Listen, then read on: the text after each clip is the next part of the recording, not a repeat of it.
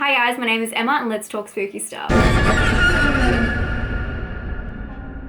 So today is a little bit of a different type of video. I'm actually talking to YouTuber Rikki Poynter, and I'll let her introduce herself, but we're talking about sensory horror films.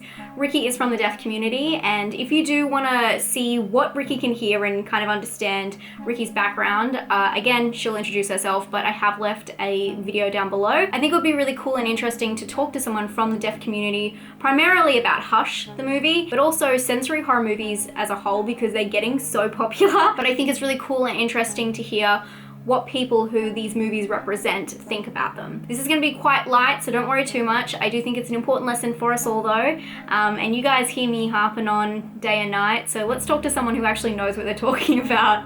I'm going to call Rikki right now. I'm very nervous and excited.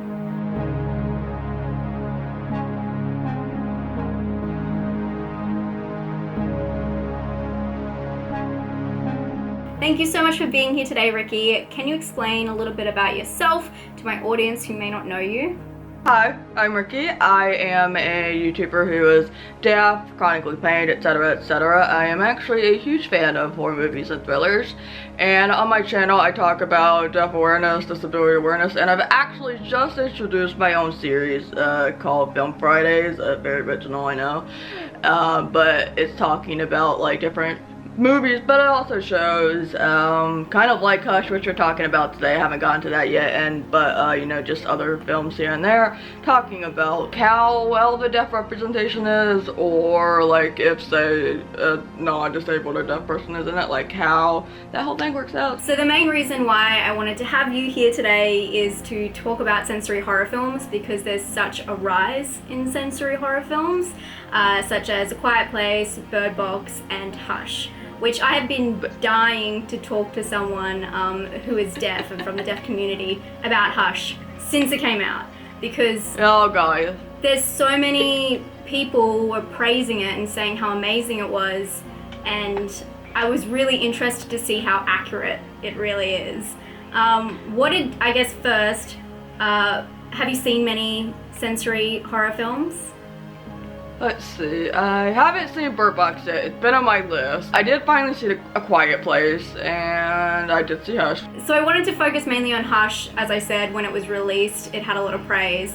But I thought it was really interesting because I love Mike Flanagan, the director, and he wrote it with his wife, who is the main star in it, who stars as Maddie, who is deaf in the film. What did you think about Kate's, the actress's, portrayal of a deaf person? In my opinion, I recognize that. Just gonna throw this out there. My opinion is my opinion. You know, other deaf people are gonna have their opinions. For me, it wasn't the absolute worst performance in the world, but I didn't really believe it, or rather maybe I just found it a little bit flat and boring. But I think other things also came into play. It's not just Kate herself, but just like the way certain things were written, the language part. So I'm not an expert with ASL. I've only been learning for a couple of years, but I can get by. With ASL or sign language in general,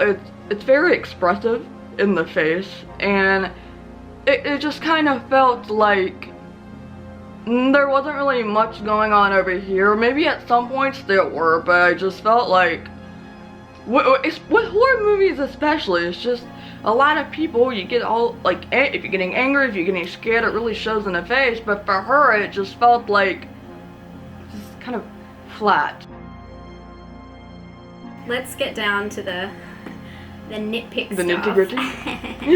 The good stuff. She relies on vibrations, the phone going off, the light, and things like that. I thought she would be more aware of what was going on around her because of that. You let me know.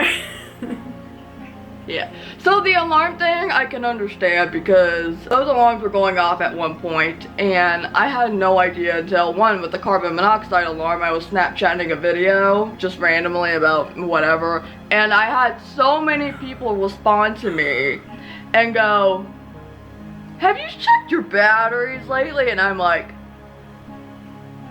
the very heavily knocking on the window That is the one thing that has always kind of grinded my gears, because one, people have peripheral vision.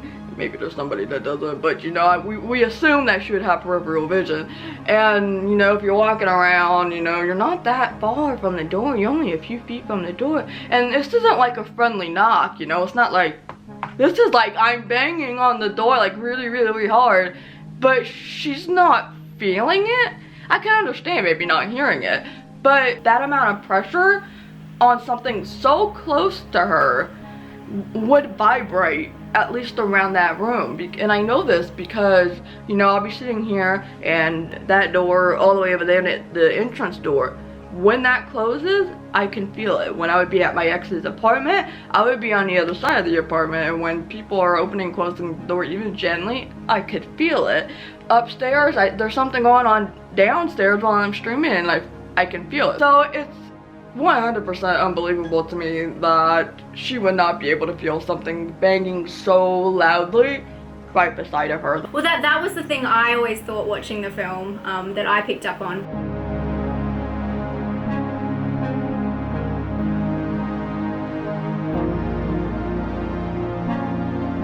I think you remembered the scene where he breathes on the back of her neck, and that's when she like turns around. What did you think about that scene? I love that scene, actually. I don't have a problem with it. I mean, you know, I do feel like it might be a little bit weird when you don't notice that somebody's like right behind you that closely until that very moment. I really didn't have a problem with that scene personally. What did you think, I guess, about that part of the story about having the voice in her head?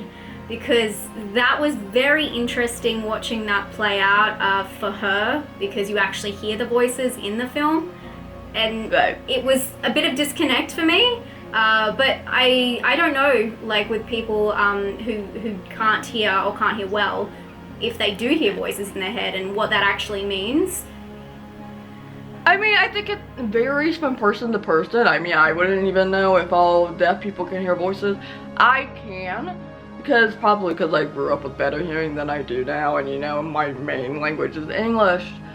So for me, it's not entirely unbelievable, and you know, I have other deaf friends who are actually even deafer than I am, but they might have grown up more mainstream as well, aka like grew up speaking with speech therapy or whatever. I don't find that to be completely unrealistic.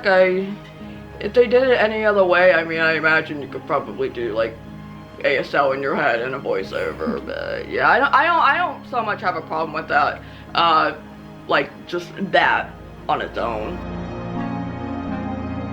If you could change anything in Hush, what would you change? I personally would have preferred to see a deaf actor. I think it would have been a little more realistic. I think not just in the acting itself, but I think they probably would have been able to give their opinion about like changing some things to make them more realistic, like that banging on the door scene. I mean, there's this whole like controversy going on between like, let's not hire hearing people for deaf roles, and I think I do agree with that in the sense that like we also need chances. Because people are like, well, why don't you audition for this thing? And it's like, well, we want to, but people don't consider deaf people for the role, right? Because they think that it's going to take too much work or take too much money, etc., etc. And one of the things that Mike said when we talked to him was that, well, we needed somebody who could speak. Because for the whole monolith thing, and it goes back to what I was saying before, right? My two actor friends, Amanda McDonough and Shoshana Stern, who is a very well-known actor. She was in Jericho and Weeds and stuff, and you know, she was playing verbal roles in that. So like, that's not entirely impossible. You can get a deaf person to do that. I mean, even Marley Matlin has done that. So, you know, I really would have wished to see some sort of like authenticity, especially with something like a horror film. I think it's just a little more complicated than, say, a rom-com. You know, there's just so small chances for us out there on these types of things, and I think it just would have made it 10 times cooler. If we could get more films with like a badass disabled character, you know, that would be great, instead of the kind of films that you see where people like, they write the character off as this person that's like, woe is me, I guess, and they don't really do anything, like they're kind of on the sidelines or whatever. Just at least hopefully this sort of discussion will help other people move forward and think, maybe we should, instead of hiring this person, we'll go to this person that has an actual better idea of what, is better for the film. Yeah, that's all I have. Thank you so much for talking to me. I really appreciate it. Of course, thank you for asking me. I need to get my feelings out. I hope you guys enjoyed that video. Rikki was amazing, and if you want to follow her, there's links down below. Thank you again, Rikki, for being on here. I really appreciate it. And if you're interested in hearing more about her take on A Quiet Place, I'll link that video down below. It's her first in the Film Friday series. I hope you guys are having a great day. If you like this video and like something a little bit different, don't worry, I don't do these videos all the time, guys. Please give it a thumbs up, and I'll talk to you guys very soon. Stay spooky.